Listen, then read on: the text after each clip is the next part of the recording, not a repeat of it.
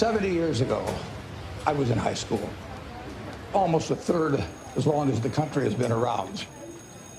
And when I was in high school, I really only had two things on my mind: girls and cars. and I wasn't doing very well with girls, so we'll talk about cars. But let's just imagine that when we finish, I'm going to let each one of you pick out the car of your choice. Sounds good, doesn't it?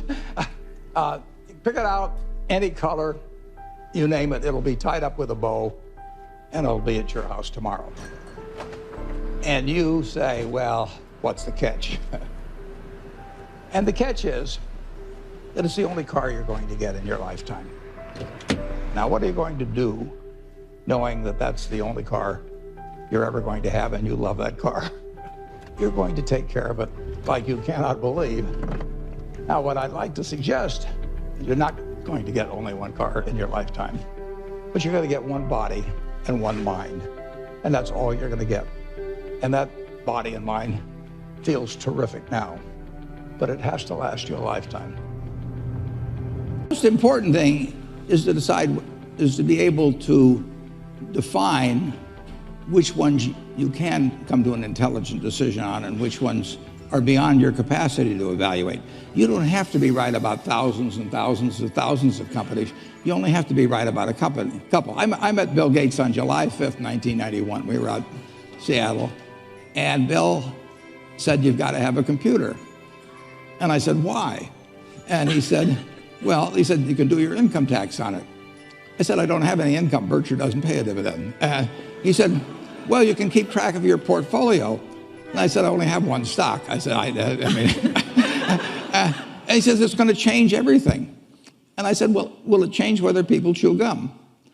And he said, "Well, probably not." And I said, "Well, will it change what kind of gum they chew?" And not. And I said, "Well, then I'll stick to chewing gum and you stick to computers, you know." I don't have to understand all kinds of business. There's all kinds of business I don't understand. But there's thousands of opportunities there. I did understand the Bank of America, you know, and I'll be able. I'm able to do that. I'm able to understand some given percentage. But Ted Williams wrote a book called The Science of Hitting, and in The Science of Hitting, he's got a diagram, shows him at the plate, and he's got the strike zone divided into 77 squares, each the size of a baseball. And he says, if I only swing at pitches in my sweet zone, which he shows there, and he has what his batting average would be, which is 400. If he had to swing at low outside pitches, but still in the strike zone, his average would be 230. He said the most important thing in hitting is waiting for the right pitch. Now, he was at a disadvantage because if the count was 0-2 or 1-2 or so on, even if that ball was down where he was only going to bat 230, he had to swing at it. In investing, there's no called strikes. People can throw Microsoft at me and, you know, you name it, any stock, General Motors, and I don't have to swing. And nobody's going to call me out on called strikes. I only get a strike called if I swing at a pitch and miss. So I can wait there and look at thousands of companies day after day, and only when I see something I understand and when I like the price at which it's selling, then if I swing, if I hit it, fine. If I miss it, it's a strike. But it's an enormously advantageous game. And it's a terrible mistake to think you have to have an opinion on everything. You only have to have an opinion on a few things. In fact, I've told students, if when they got out of school, they got a punch card with 20 punches on it, and that's all the investment decisions they got to make in their entire life, they would get very rich because they would think very hard about each one. And you don't need 20 right decisions to get very rich. You know, 4 or 5 will probably do it over time. So I don't worry too much about the things I don't understand. If you understand some of these businesses that are coming along and can spot things on, if you can spot on Amazon, for example, I mean, it's a tremendous accomplishment what Jeff Bezos has done. And I tip my hat to him. He's a wonderful businessman. He's a good guy, too. But could I have anticipated that he would be the success and 10 others wouldn't be? I'm not good enough to do that. But fortunately, I don't have to. You know, I don't have to form an opinion on Amazon. And I did form an opinion on the Bank of America, and I formed an opinion on Coca-Cola. I mean, Coca-Cola's been around since 1886. There's 1.8 billion 1.8 billion 8-ounce servings of Coca-Cola products sold every day. Now, if you take 1 penny and get 1 penny extra, that's $18 million a day. And 18 million times 365 is 7 billion, 3 less 730 billion, or $6,570,000,000. So annually, $6,570,000,000 from 1 penny. Do you think Coca-Cola is worth a penny more than, Joe's Cola? I think so. So, and I've got about 127 years of history that would indicate it. So those are the kind of decisions I like to make. And you may have an entirely different field of expertise than I would have, and probably much more up to date in terms of the kind of businesses that we're seeing evolve. And you can get very rich if you just understand a few of them and understand their future. What is it that you two share? What makes this friendship so satisfying for both of you? Well, I think we both certainly share a curiosity about the world, and we come from two different but related worlds. So I think we probably spent about 10 hours of this 1-hour visit that Bill was scheduled on July 5th, 1991. His mother had to talk him into it. And we weren't halfway. I mean, we had gotten no place in terms of our eventual agenda just in that time. In fact, the governor of Washington came by, and Bill's dad had to come into the bedroom and pull us out of it. We didn't want to. He was a little embarrassed we were talking to him. Well, we have fun to start with. Right. I mean, every relationship should have a lot of fun in it. And we find the world in just such an interesting place. So we like to compare notes on it. When we compare notes, we have a lot of fun doing it. Part of the time, as I remember the conversation, by the way, there's a remarkable documentary about Warren, which is on HBO. I think it premieres on January 30th, on Monday. Yeah. You should take time to take a look at it. Bill's involved in that, and you will see, in a sense, it's called, I think, Becoming Warren Buffett. Yeah, that's what it's called. Took me 86 years, but I got there.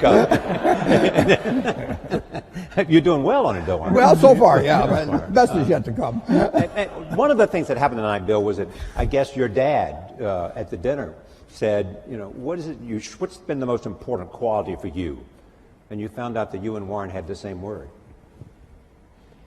Yeah, I think curiosity, which Warren mentioned, is an amazing thing where you try and predict what's going to happen, and then when it doesn't, you sort of think, well, that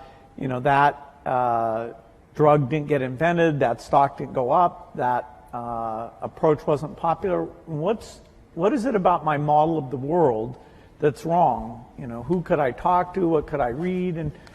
And the things that have happened since 1991, mostly good things, have been amazing and just so much fun to talk about. We read the news and we think, God, what did Warren think about that? You both are readers. You read all the time, all day, Warren. Bill, you're a reader. You also do a lot of sort of courses online as well. I mean, what has that done? What has that done for your life? The sense of constantly learning. Well, go ahead, Bill. It's an incredible time to be a learner. I remember when I was young, I had the World Book, which is one of Warren's products, and it was very good. But I always felt like, God, I want to get into this in more depth. I want to understand it better. Today, the videos that are online and the courses that you can buy with the very best professors, it's phenomenal. Take a subject like weather or climate change, or what's going on in economics, what's known, what's not known. Now with the foundation, a lot of what I need to learn is about biology, making vaccines, and what's going on with these various diseases. This is a phenomenal time to be a curious person. The information that's out there, I have my biggest problem is that I stay up too late because I'm reading and then I'm a little bit tired the next day. The other thing that you share other than reading is optimism. You believe in America. Absolutely. You have said to me more than once, I would give up a year of my life just to know what the next 50 is going to be like. Yeah, even the next 4 now. I mean, why'd you pick 4? I don't know, just a number that came to me. It is just fascinating what's happened just in my lifetime, in the 86 years. I should mention one thing about reading. It was at the library here at Columbia that I wish I spent probably more time than any other student. I lived there practically. But I pulled the book out there, happened to be Who's Who in America, and it told me something about my professor, Benjamin Graham. And then I looked up and I went to the library and I said, I want to learn more about this because I learned this over here. That changed my whole life. We own Geico now because of that librarian directing me to some other book and then following through on that. It's the chance. I read about 1/5 the pace that Bill does, but I still spend 5 or 6 hours a day reading. I mean, it just, you can learn so much. I particularly love biography, just to be able to live the lives of these people that have been so extraordinary, the lessons and the discouragements they face, just everything about it. So you can't get enough of reading. What surprises you most about Bill? That's an interesting question. I guess what really surprised me is initially we just found so many things to connect on. He did try to sell me a computer. That's probably the only sale he didn't make, although the computer changed my life for the better in a big way subsequently. But, he just had this same curiosity. Yeah. And the other word you have used is focus. Well, the focus is no question about it. I mean, both of us got to where we are in a big way because of focus. Bill, what surprises you about Warren? I was so amazed that he comes to investing with this broad model of the world. So one of the first questions he asked me was, hey, Microsoft's a small company, IBM's this huge company. Why can you do better? Why can't they beat you at the software game that you're playing? And I always, every day I was thinking about, okay, what advantage do we have? What do we do? But nobody ever asked me that question. And we talked about the economics of software, which is a very different and special thing. And he could relate it to things that he'd seen. And I didn't understand banking, why some get ahead and some don't. And so he was able to put that in very clear terms. And so I found somebody whose model was rich enough that it helped me understand things that I really wanted to know. And we could laugh about things that were a surprise to us. I'd say his humility and his sense of humor really stood out in this incredible way. I mean, he enjoys what he does and he shares that with other people. And even, when I ask questions that are pretty naive, that he's probably been asked 50 times, he's very nice about, well, it took me a long time to figure this out, Bill, but here's how it works. I tried Bill out with some non-transitive dice. And I'd read about him in Scientific American or someplace. And there were only 2 people in the world in the history of these dice that actually figured it out while I was trying to take their money from them. And one was the leading symbolic logician in the world, and the other was a drunk who didn't really know any better and asked the wrong question. But Bill said, wait a second, you choose first, and the game was over. You taught him, you didn't teach him, but you brought him into a great appreciation of bridge. Yeah, he'd play bridge, but the family is very big on games. His family was very, very big on games, and so we played bridge together, and we played in China, going down great rivers when we were supposed to be looking at the scene. We had a good time playing bridge. All right, we've got a lot of questions we want to talk from the audience. We want to start up in the balcony, so we haven't forgotten you. It's hard to see, but is there a number there that has a question? Okay, start it wherever it is. Yes, number 6.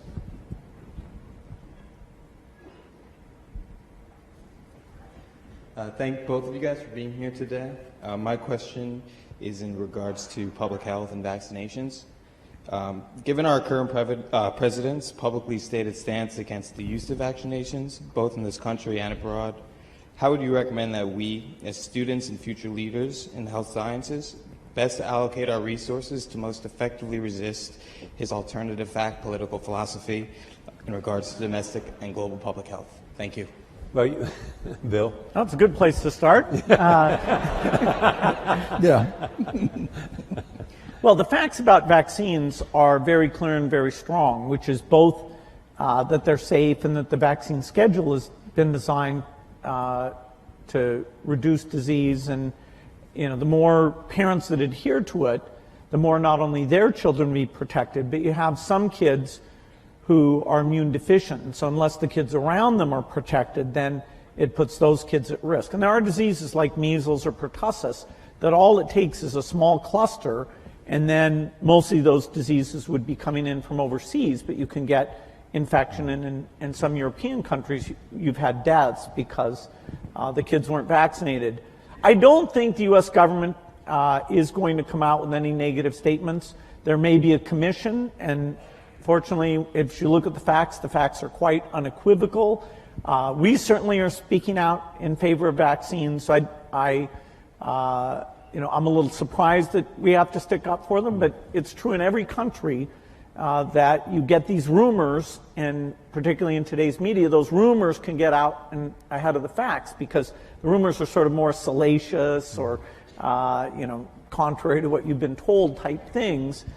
Here, I'm sure we'll have a chance, if necessary, to go through the facts again and get a clear positive message from the government. And the risk is, if vaccines somehow, people are scared of having vaccines, the risk is? Well, we're engaged right now in polio eradication. And the only way that succeeds is to get 95% of the kids to have these vaccines. And there we ran into a form of anti-vaccine sentiment that's even worse than U.S. rumors, and that is that two terrorist groups, one in Nigeria, Boko Haram, and another one in Pakistan, Afghanistan, the Taliban, said that vaccination was a U.S. plot and would sterilize women, and it was a very bad thing. And they took the women who were going out to the children's houses and giving these oral drops, oral polio vaccine, and actually killed a number of them.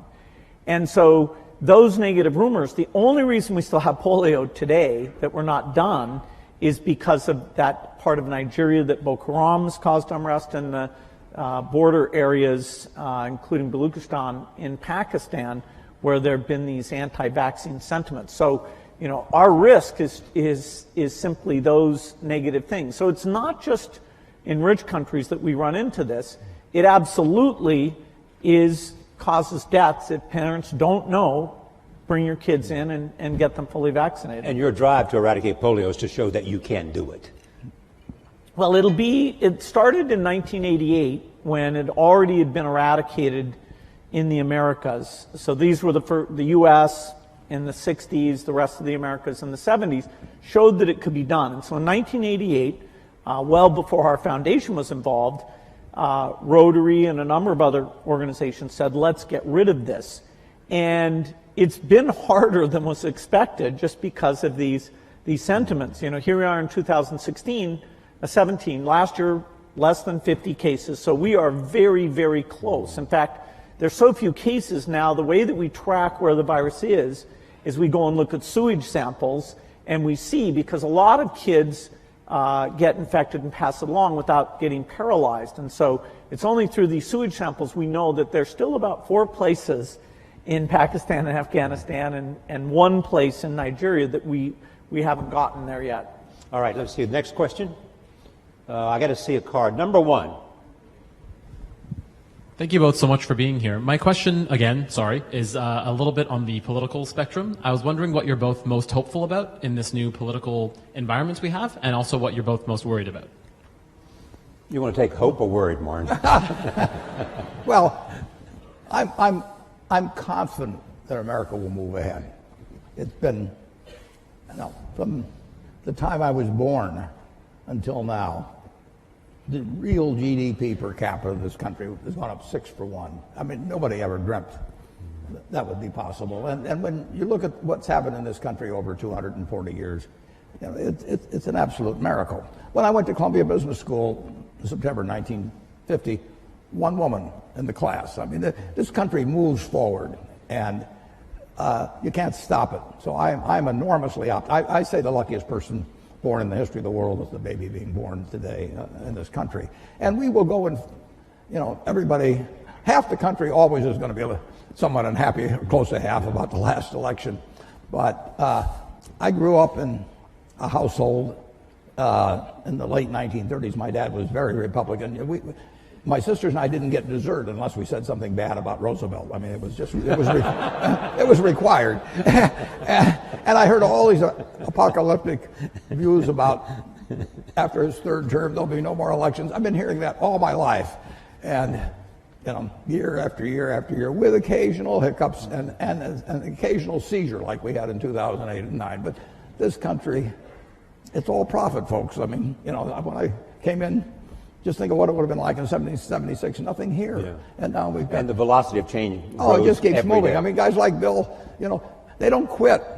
I mean, he moves on to something like polio. He mentions 50 cases in the world. There were more than 50 in the ward where I went when I was a teenager to see a friend of my sister's, and they were all in these rocking machines and everything. They were destined to a terrible, terrible life, and it was just one ward in Omaha, and now that's the yearly total, thanks initially to, as well as currently to Rotary and some, but people kept working on it. This world moves forward, and it's been doing. I bought my first stock when I was 11 in April of 1942. The Dow was 100.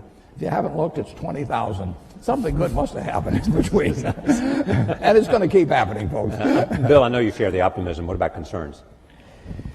Well, the optimism is partly that I think American innovation is strong. Support for research is by and large bipartisan. And so whether it's health breakthroughs or even energy breakthroughs, I think, every year that goes by, we're going to have more of those things. Now, this administration is new enough. We don't know how their budget priorities will come out.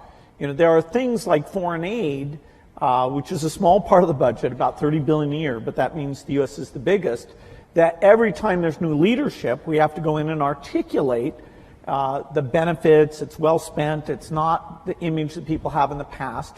And so right now, I think there's a lot of intensity to make sure we get that message out and get, both in terms of the executive branch and the Congress, to maintain amazing things like the President's Malaria Initiative or PEPFAR, which is an HIV thing. These things started under President Bush, and so our foundation's had a great working relationship with Democratic and Republican administrations. Most people wouldn't realize that U.S. foreign aid as a percentage of the economy, which is generally how it's measured, reached its low point in 1999 under the Clinton administration. Now, I'm not saying it was the administration. It was a mix of the administration and the Congress. Then, during those Bush years, it went up fairly substantially. Now, the economy helped with that, but these initiatives were really amazing. And, I'm hopeful that maintaining or even growing these initiatives will be a priority when there's a lot of talk about tax cuts and different spending activities. And so it is a bit up in the air during these months ahead. And you've often made the point that no matter how big the private contributions are, sometimes in terms of sheer scale, you need a government.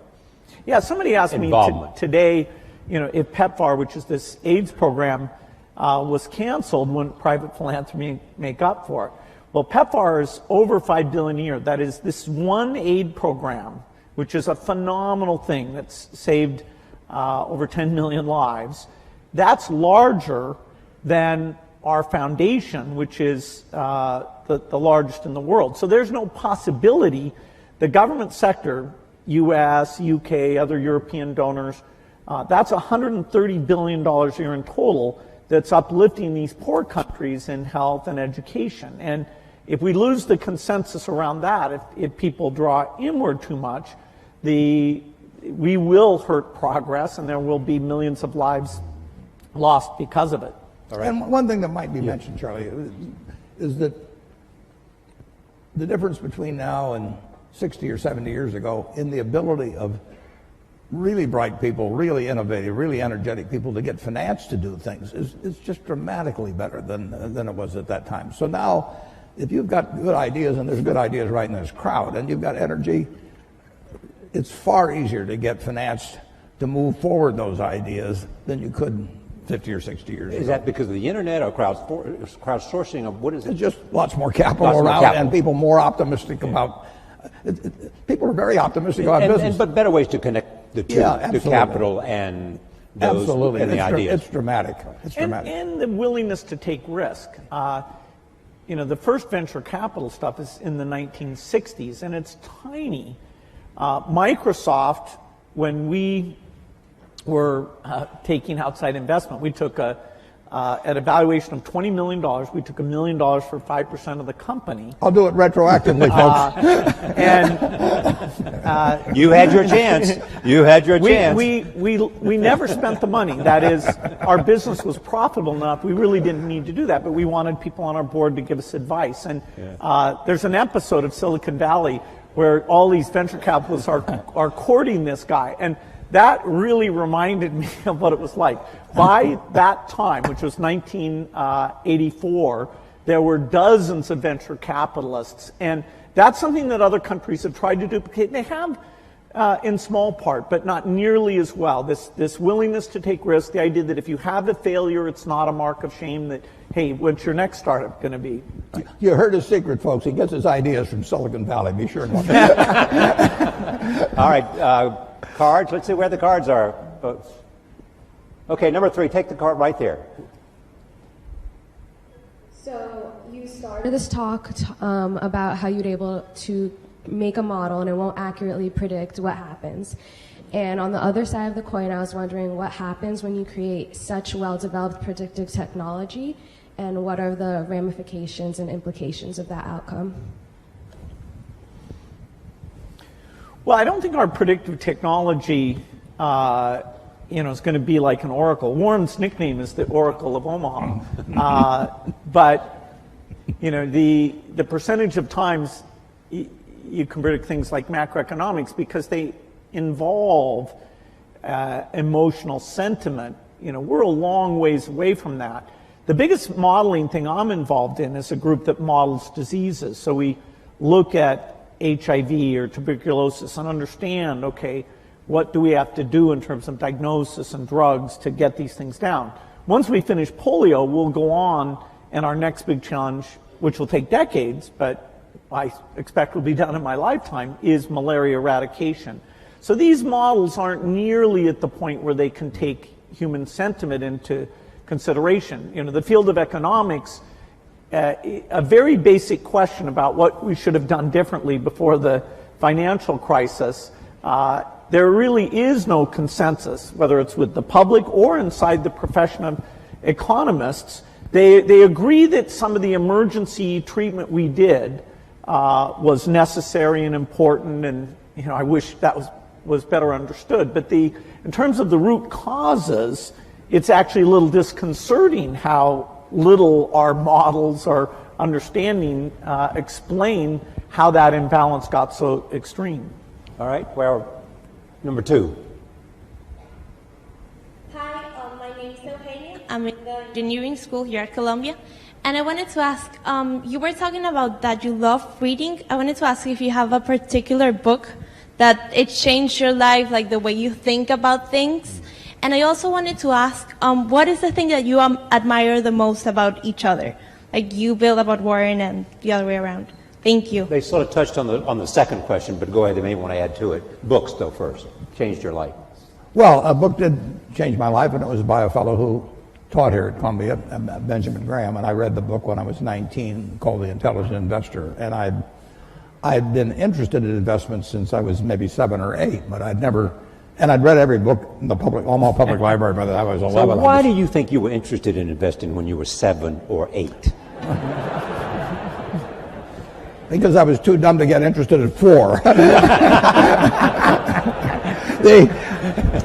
My dad had a very small investment firm, and I would just go down. I read all the books that he had there, waiting to go to lunch or whatever it might be, and then I went to the public library and read them all, and it just was a fascinating subject to me. But I didn't have any. I knew what everybody thought and all of that at an early age, but what Graham wrote made sense. I just happened to pick that book up at a bookstore in Lincoln, Nebraska. But to investing per se, is there something about your core competence that made investing the perfect place for you to be? Yeah, it certainly wasn't to be a pro football player. I looked. It was a question of zeroing out all the other incompetencies, and I was left with one thing, Just the allocation of capital. I was actually wired in a way that was. This would be something I would be good at. So wired in what way?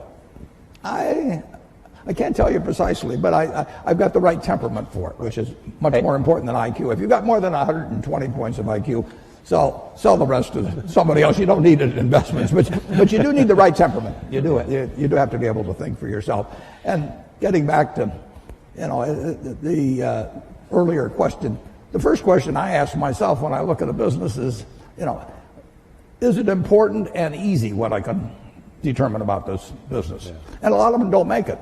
Now, Bill is looking for hard questions that plague society, and where intellect and money may make a difference. They may not for a while, but he's taking on the tough things. My job is to find easy things. I'm looking for 1 foot bars to step over, rather than 8 foot bars to jump over, But that's not irrational if you're looking at the investment universe. But reading is key. On the biography, on the book thing, I will tell you a wonderful book to read. I can tell you a number of them. Intelligent Investor, obviously, if you're in the investment field.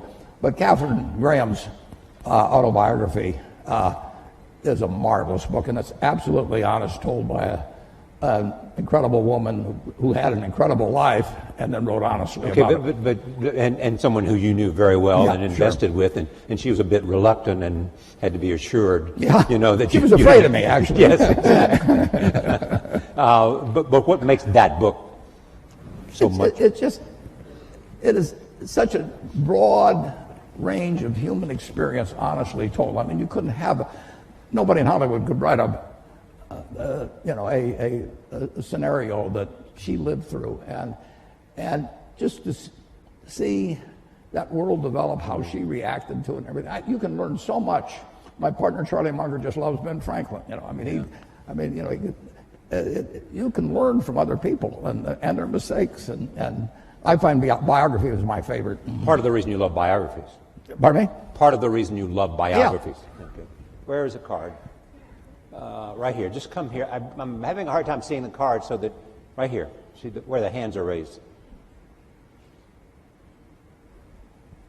Hi, my name is Chisima. I'm a senior here at the college. I'm also a Gates Millennium Scholar with my family over here. So I'd like to ask, what both of you do involves a lot of risk. And sometimes you have to face the fear of failure with that risk. So I'm asking, how did you overcome that fear, and what steps did you take to do that? Well, I think I was very lucky that when I was in high school, the computer was brought in there, and I developed a fascination for it and became kind of fanatical about it, so that I didn't view it as risky. I viewed it as this kind of fun hobby. Even when I went to college, which I didn't finish, but I spent time up in Cambridge, Massachusetts, I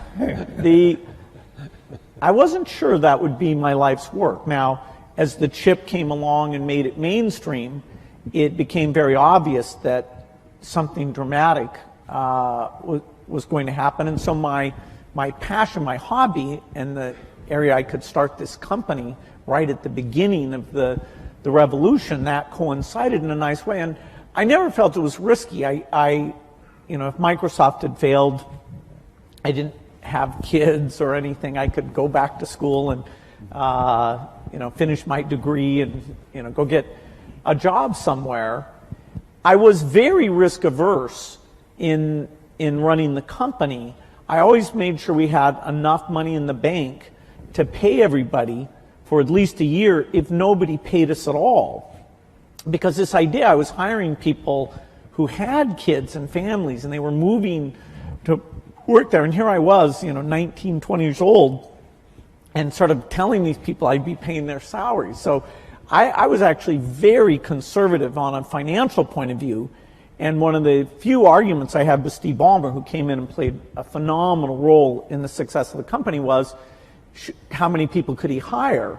because I was trying to be so conservative. But I let him go full speed, and it turns out our financial success meant that we never had a conflict about that. But I think it's great to be risk-taking, particularly when you're young, trying out different things, fields that aren't very popular that you might enjoy.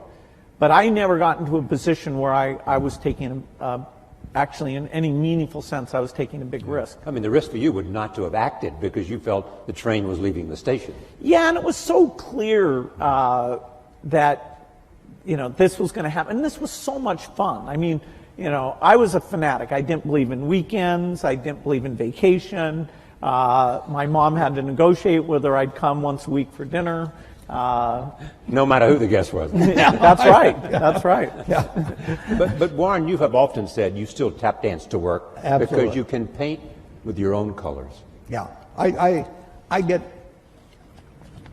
as excited about tomorrow in terms of what's going to happen as I was when I started. I was having a lot of fun when I started, but I'm having just as much fun now. And when I was here at Columbia, I had this terrible fear. It was impossible for me to speak in public. I mean, I wasn't able to do it.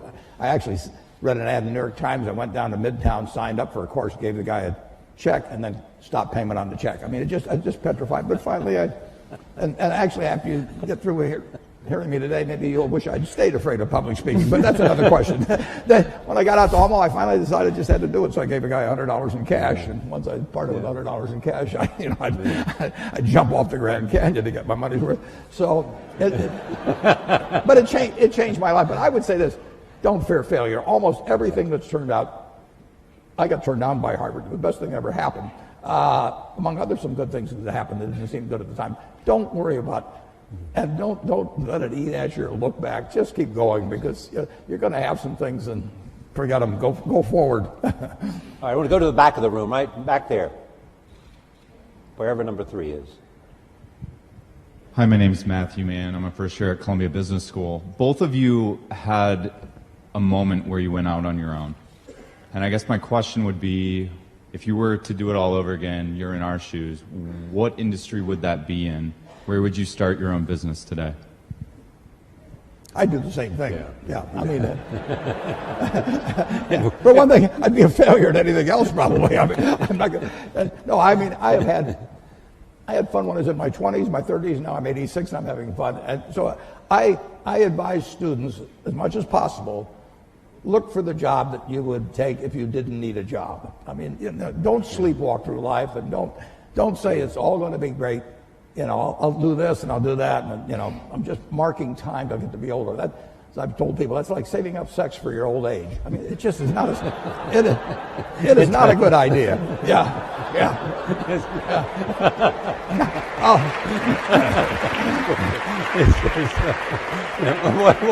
What are you urging them to do? I'll explain it.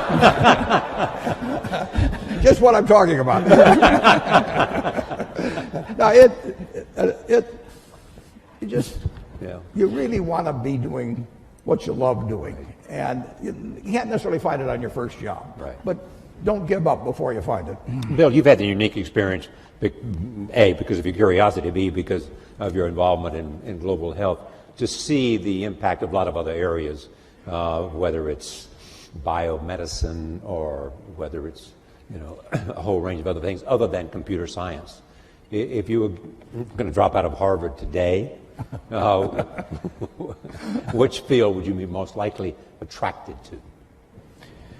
Well, I love the hard sciences, and there's some phenomenal things that people will get a chance to be part of. I'd still probably pick computer science, because the work in artificial intelligence today is at a really profound level. Our ability not just to play games, but that is a profound milestone, the AlphaGo work that the DeepMind people at Google were able to achieve. And that kind of technology is in all the leading companies and a lot of universities. With AI, creation of agents, the ability to read and understand material, it is going to be phenomenal. So anything connected with that, I think, would be an exciting lifetime career. I also think in energy, we have the imperative to have energy that's reliable, cheap, and clean. And no system available today can provide that, whether it's for rich countries or for poor countries. And so the innovations there will be profound, and there's many paths that could provide that solution. Finally, I think biology, it's the most thrilling time. We are going to figure out obesity, cancer, even things that are very hard, like depression, because the mind is even more complicated than other parts of the body. I see this through the lens of the disease of the poor, the infectious disease, where new vaccines, new drugs, we are moving faster than ever. And some of these are platform technologies like DNA vaccines that are going to give us just that one thing will give us lots and lots of solutions. And so working in that space is phenomenal. Now, I say this, to my children, and they may not want to do hard sciences. The one who's picked wants to counsel patients and be a doctor, and even more than the science piece, that relationship with patients is what grabs her. So everybody has their own taste, but in terms of big impact, those 3 hard science problems would be at the top for me. All right, next, right here, right next to number 1.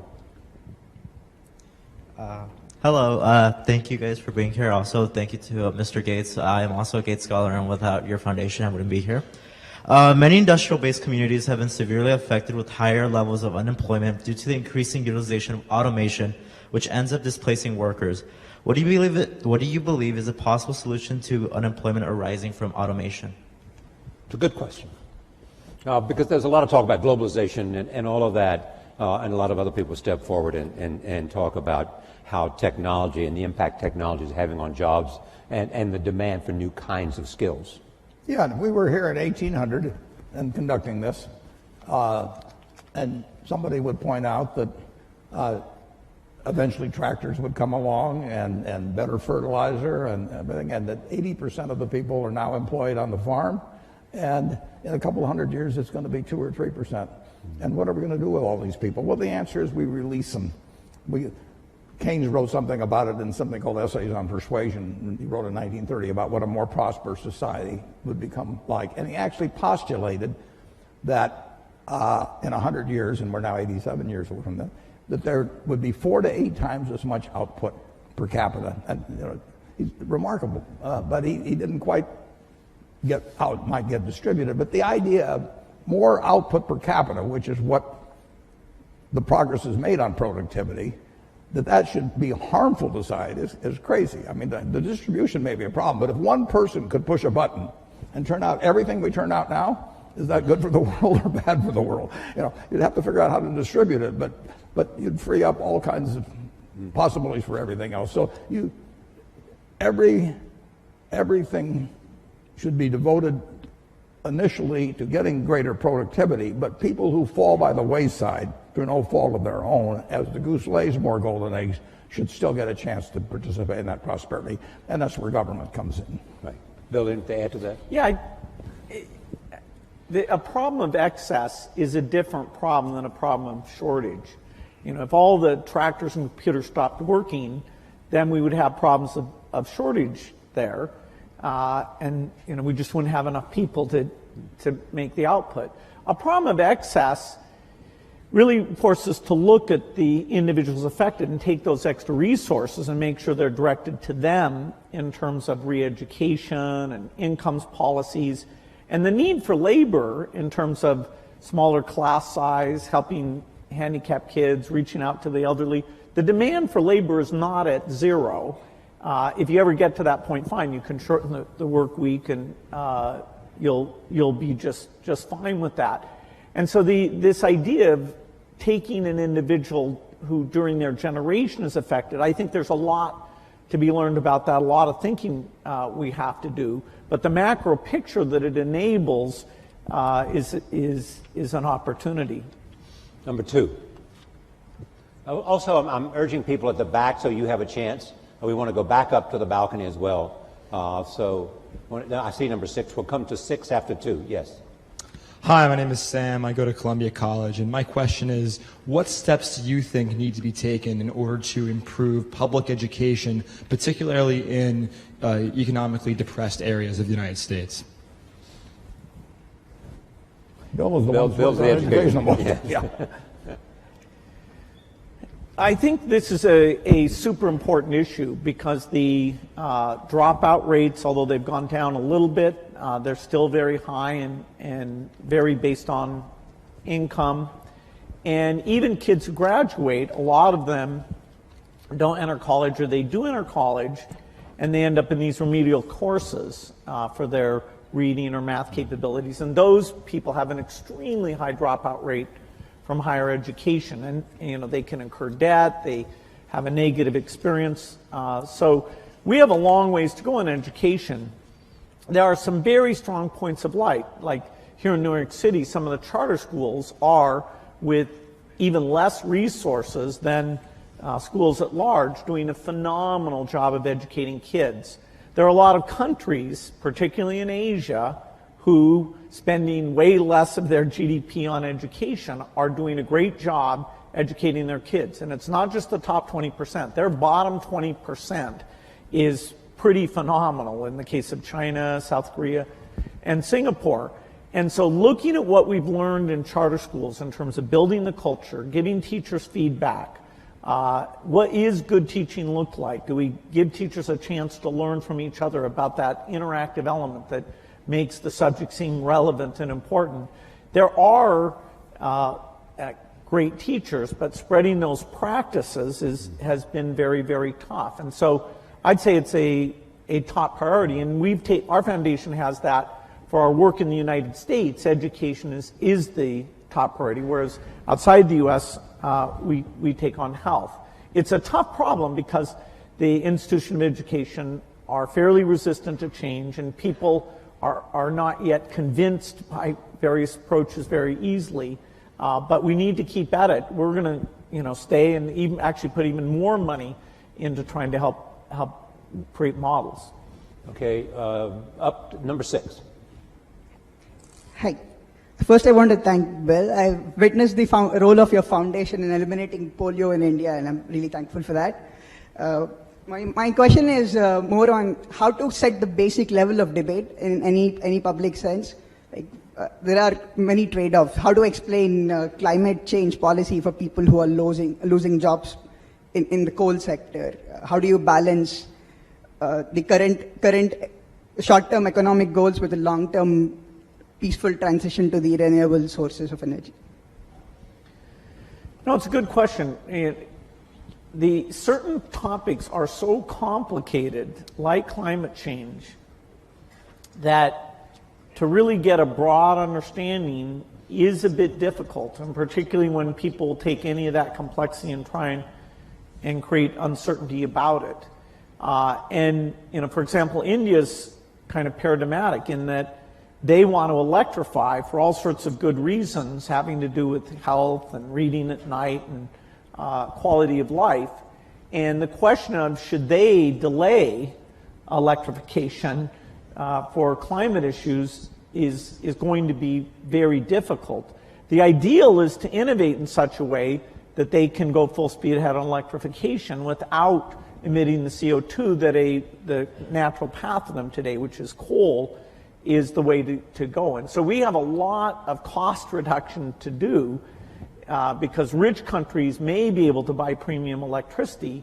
When you get to middle income or lower, that's just not going to happen. And democracy has us allocate these resources in terms of investing in the future and things like research and investing in the present. And when you have a problem like the financial crisis, then you do get a little bit of more of short-term thinking. And I'm hopeful, I think it's better for the world and for the country if we can get back into a little bit more of a focus on the long term. We have some questions from Facebook. Warren, a central tenet of your investing is to invest for the long term.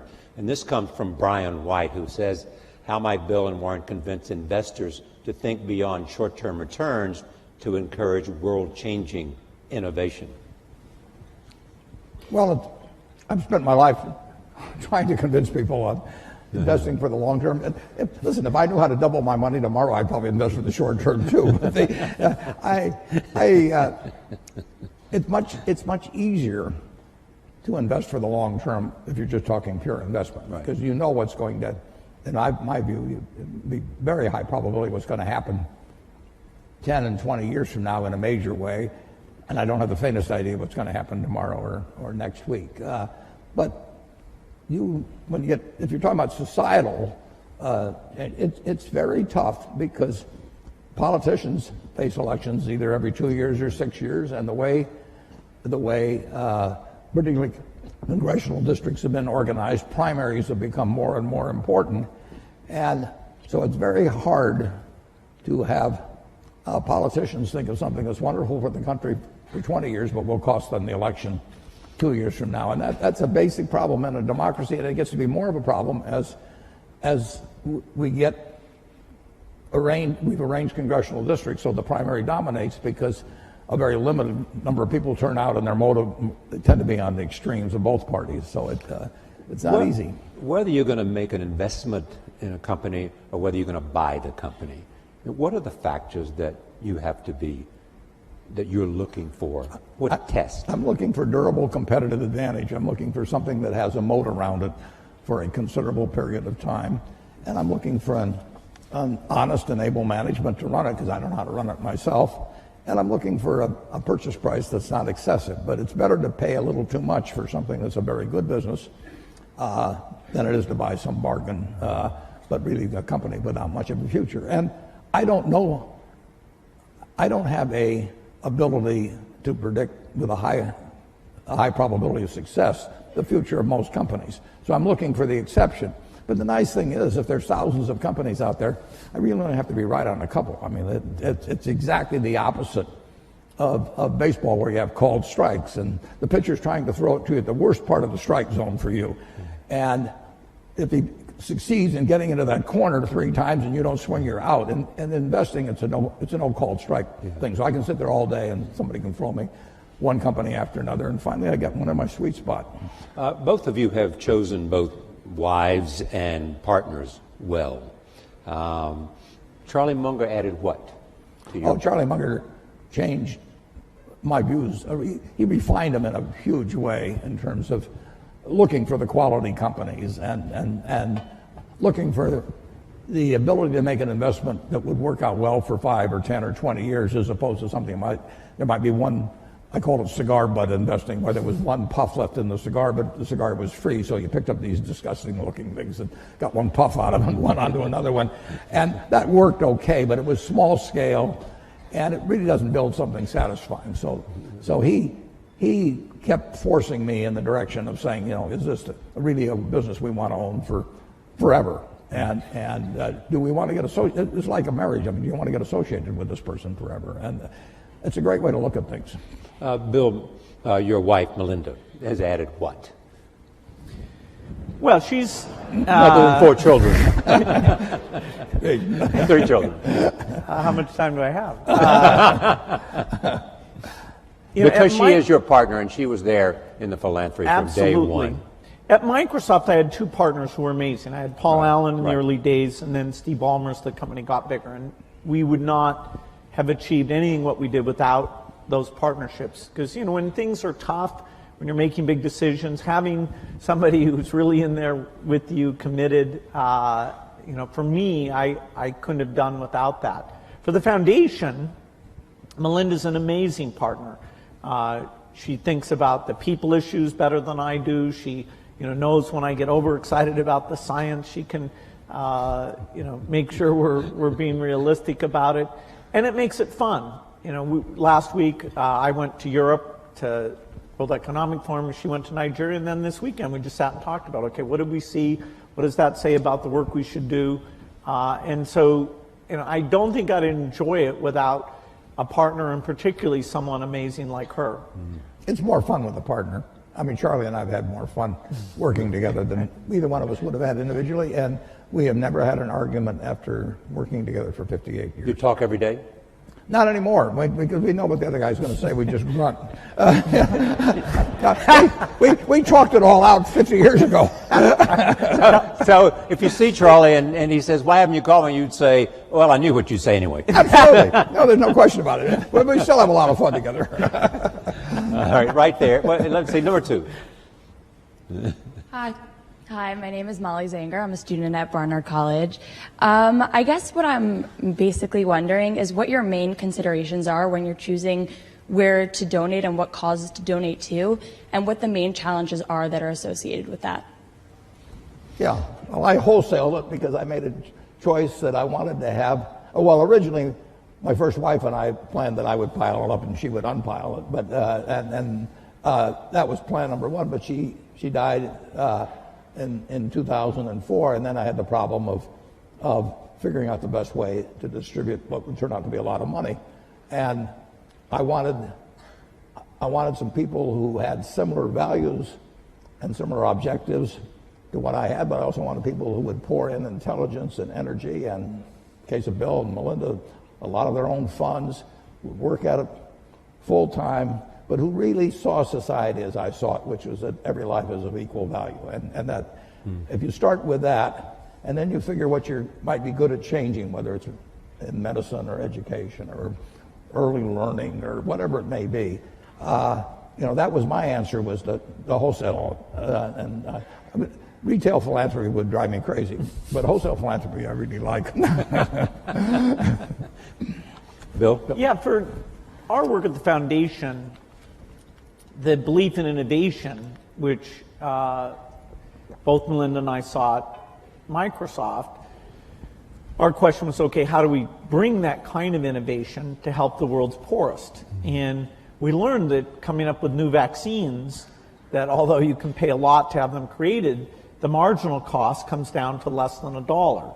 So getting a new vaccine for the main cause of diarrhea or pneumonia, that can be a phenomenal thing. So you're looking for these super nonlinear dramatic things, because as a per poor person or compared to government funding, philanthropy is actually quite small, and yet funding vaccine projects, the government isn't as good as that as a philanthropist who assembles a team and over time is learning how to do that very well. And we had models. Rockefeller Foundation was a phenomenal foundation. The Green Revolution is just one of many things that they did which raised agricultural productivity and avoided hundreds of millions starving. And so studying the other foundations that have taken these big breakthroughs and created a model out of those, that was very informative to what we've gone after. What's the most important lesson you've learned, though, about making investments from the foundation today that you learned along the way? Well, I think when we started out, I thought that just coming up with a new vaccine or drug alone would be enough, and that the world would then take that and get it out to all the children of the world. Partly through field visits I did, that Melinda did, looking at the statistics. That delivery system doesn't get out to a lot of the kids. And so having to figure out how people were hired or how that was funded and measured, this what's called primary health care, we were drawn into that out of necessity. It didn't fit the normal sort of in the lab, come up with this great concoction. And yet, in order to achieve our goals, we needed to think about those delivery pieces. In fact, sometimes the state of the product actually had to be simpler in some ways in order to get through that very limited delivery capacity. And now we're getting to 86% of the world's children with vaccines. It was about 70% when we got started. So that's a good increase. We still have 14% to go. Bill and Melinda have amazing convening and persuasive powers as well. So, I mean, they bring something far more to it than just money. They work incredibly hard, as do my 3 children in their foundations, but they work incredibly hard at getting governments involved in vaccines or whatever it may take. And that just is, it's an extra dimension that I think very few people have in the field. Yeah, I mean, it's a hands-on well, travel to experience. When Melinda is in Africa and she's holding a little baby, I mean, she is actually thinking, this kid needs to be vaccinated, has a decent chance in education and all that. I feel the same way about the kid, but what I really think is he going to pee on me? Can I hand him something? So there's just a difference in that human touch that makes a big difference. I'm halfway in between. I think he's closer to me, actually. Number 1, number 3, and number 4. First 1, then 3, then 4. Hi, I'm Malvika Goswami at the Columbia Business School. If the current government were to ask for your advice on immigration or healthcare reform, what would you recommend to them? Maureen? Well, on immigration? Yes. Immigration, I mean, this country is built on it. I always say to people that are anti-immigration, let's put it in retroactively. And, everybody leaves. It's this country, if you think about it, Bill's heard this before from me, but we are sitting here in part because of 2 Jewish immigrants who in 1939 in August signed the most important letter perhaps in the history of the United States. And you can go to the internet and go to search Bing. And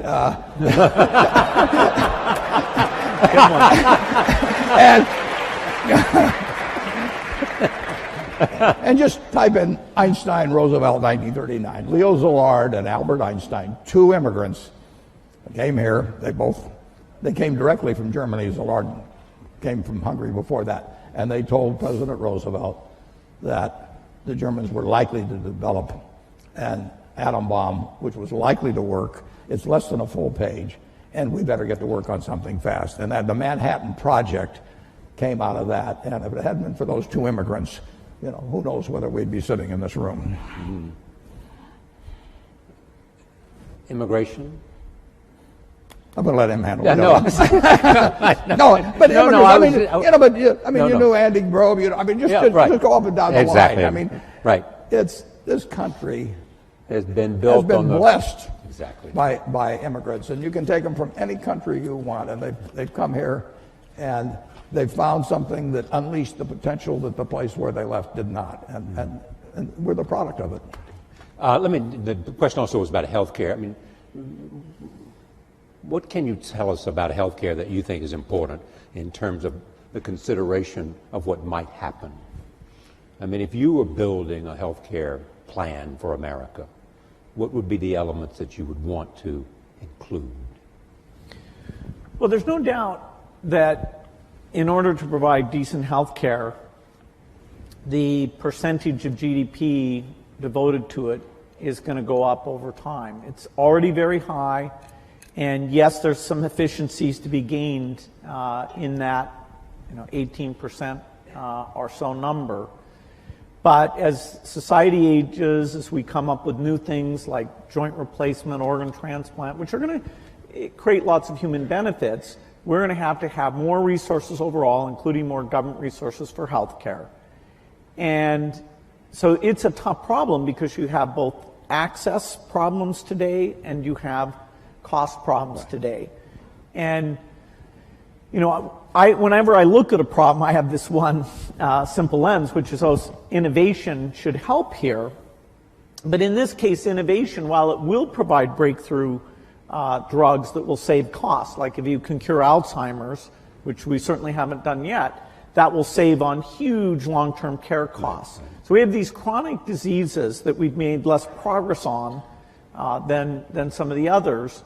And the market mechanism to get pharma to go after those things and the basic research US funds, I am quite optimistic that we'll have some advances. But they'll also give us some very expensive things that will mean we're spending more money against it.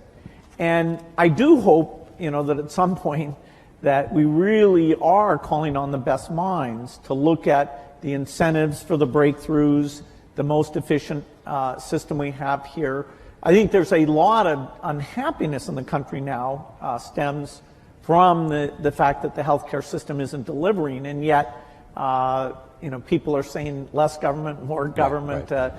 I don't think they're being given the depth of education about why it's so tough that over time will help them vote for the right solution. The depth of explanation. Let me go. I'll go to Facebook in just a moment. But where was I? I promised 3, 4, and 6. 3 is there, and 6 is up there. So go 3, 6, and then we'll go to Facebook. Hi, my name is Josh Schaefer, and I'm a dental resident at Columbia. My question is, for future doctors and dentists of America, what advice do you have in giving about having a proper balance of providing that health care, but also mastering the concepts of business and economics? Well, Atul Gawande is, an incredible author. Exactly. He, in the current issue of the New Yorker, has the latest in wonderful articles about the healthcare system. And he's talking about the people who do sort of heroic surgery like himself are paid twice as much as the people who are on an ongoing basis in a great incremental way learning about the patient and seeing what works for them. And it's a calling cry to say, hey, that part of the system needs to be run better, needs more resources. So I think it's brilliant that he's saying that, and it also corresponds to what is working in some other countries. Okay. 6. Hello, my name is Jen. I'm from Columbia College. So you both have invested a great deal of money abroad, but there is a prevailing belief by some that there are pressing issues in America. There are poor people here, there are sick people here, and we should deal with that first before even tackling anything abroad. So what are your thoughts on that? Well, my own personal thought is that every life is of equal value. And in many ways,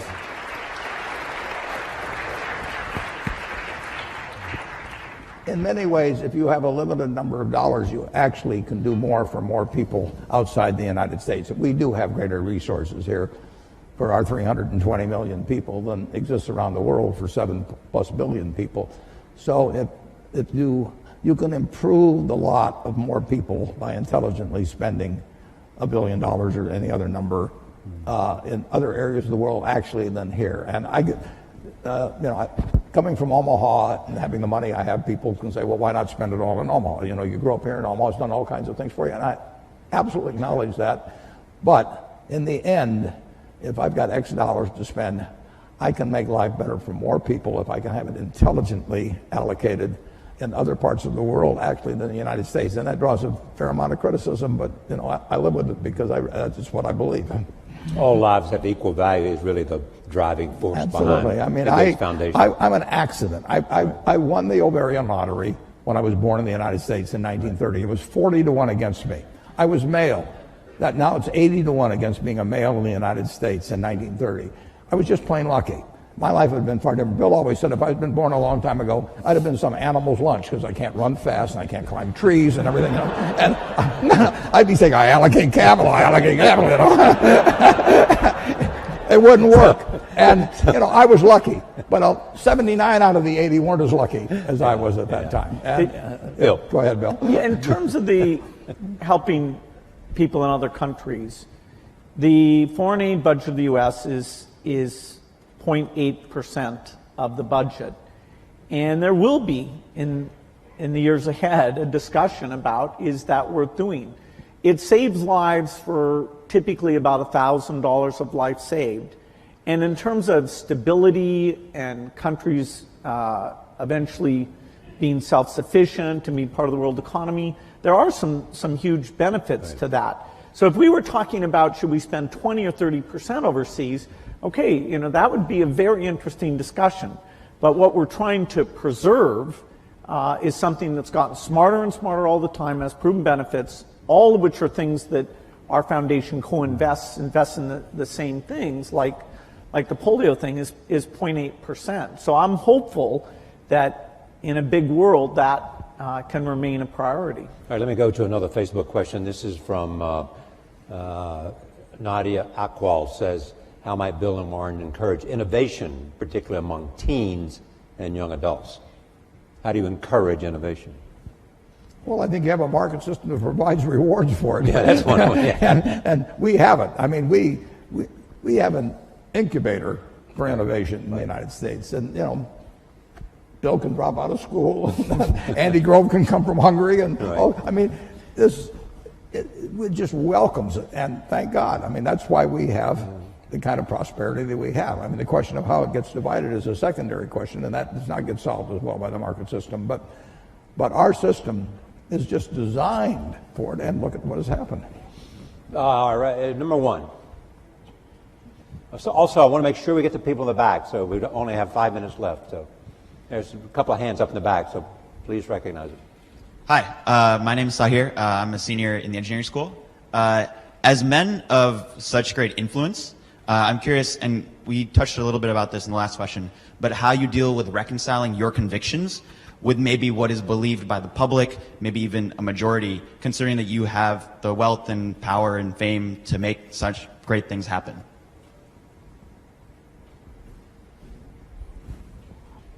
Either. Well, I don't see, you know, the convictions I have, you know, I love sharing them and talking to people and understanding, you know, where people disagree. You know, I can be overly science-centric about things. You know, there's all sorts of causes that are super important that our foundation, because we have limited resources, we don't get to go and do. There's lots of diseases. There's aspects of education. You know, part of the strength of philanthropy is its diversity, and so just by sharing the fact that it's fun, it really can have measurable impact. I hope that sets an example for all of philanthropy. I don't happen to believe that, you know, my voice should be that much louder than other people. You know, and so, you know, some of these big political donations, you know, at least, you know, and I think Warren as well, you know, we've chosen not to have that be a huge way that, you know, we're spending our money. That's a personal choice. You know, the money's being saved for, not for the megaphone, but for the work of the foundation. Yeah, we get a podium of a certain sort, you know, but people do not. With a partner like Charlie Munger, you don't have to worry about my views being accepted automatically. They point out the shortcomings. And the influence of money in politics, I really think, is bad news for this country. I think Citizens United was a terrible decision. And the idea that somebody can pour millions and millions of dollars into a campaign, and in certain cases it not even be identified, I think really kind of goes counter to the kind of America I believe in. The two of you created, along with Melinda and others, created the Giving Pledge. How's that going? Going terrific. Bill can tell you. It really is going terrific. Yeah, philanthropy is kind of a Bill, lonely tell them thing. what it is exactly. Yeah, okay, this is, you know, we love philanthropy of all types, and part of the strength of American philanthropy is actually people with very little who are incredibly generous. Here, though, we said for the people who are super lucky, have over $1 billion, we want a group who are working together, who are committed to give the majority of their wealth away, to learn from each other. What's worked, what hasn't worked, how do you involve your kids, how do you hire staff, and they'll find areas they're working on together and cooperate, but we're not pulling any money. And we thought we'd get, you know, 20, 25 people together, and in fact now we're at 156. So it is a wonderful yearly event. I've made some great people. I do think that the quantity and quality has gone up because we're getting together. We'll never be able to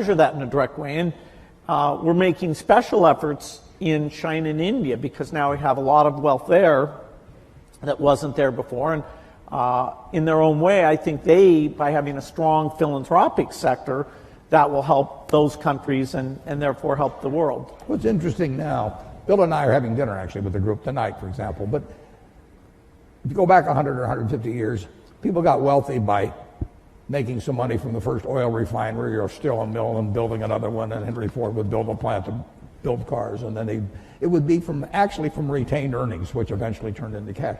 Now you can get rich very young just by having an idea, and you can get that idea monetized and capitalized in a way that you cannot believe. So we are particularly interested in getting younger people interested in philanthropy because there are huge fortunes by people that are now in their 20s and 30s, and just think of what the potential for that group. And so this thing has worked out way, way better, including getting younger people to join us. Number 6. Hello, my name is Christina Nunez. I'm a fellow dental student to Josh. Thank you for speaking with us today. I'm curious about your insight related to relationships. I'm personally, given a desire to honor myself and respect other individuals, have found it difficult throughout life to discern which relationships to really foster and invest in and accept challenges from, and which to kind of forego and abandon because they're more harmful than helpful. So are there any major life lessons that you two have learned through your personal experiences? Well, it's a very important question, and the more you will move in the direction of the people that you associate with. So it's important to associate with people that are better than yourself, and actually the most important decision many of you make, not all of you, will be the spouse you choose. Right. And you want to associate with people who are the kind of person you'd like to be. You'll move in that direction, and the most important person by far in that respect is your spouse. I can't overemphasize how important that is, and you're right. The friends you have, they will form you as you go through life, and make some good friends, keep them for the rest of your life, but have them be people that you admire as well as like. Bill, you'd add to that? Yeah, some friends do bring out the best in you, and so it's good to invest in those friendships. And some friends challenge you about things you're doing. And that level of intimacy is great. I wouldn't say that I was so obsessed with work. I didn't invest, I'd say, in my 20s and 30s as much as I should have. It's really through Melinda and seeing, other people, I realized, okay, that is, it's really worth the investment to have those people as you're always there to help them and vice versa.